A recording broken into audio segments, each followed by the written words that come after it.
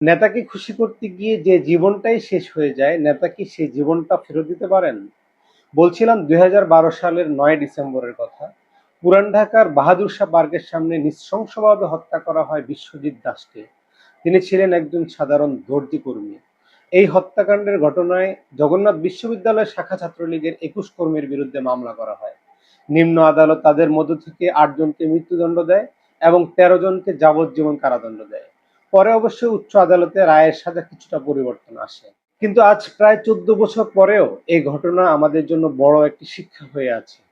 তখনকার তরুণরা রাজনীতির নামে কি করতে গিয়েছিল, আর শেষ পর্যন্ত তাদের নিজের জীবন কোথায় গিয়ে দাঁড়ালো। একজন কর্মী যখন ভাবে নেতাকে খুশি করতে হবে, দলের জন্য কিছু একটা করতে হবে, তখন সে হয়তোবা এক মুহূর্তের জন্য বাহবা পায়।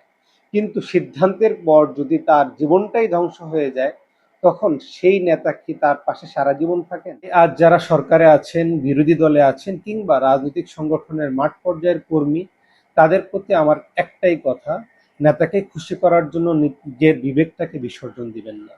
কোনো নেতা, কোনো দল, কোনো পদ আপনার জীবন, আপনার ভবিষ্যৎ বা আপনার পরিবারের চেয়ে বড় না।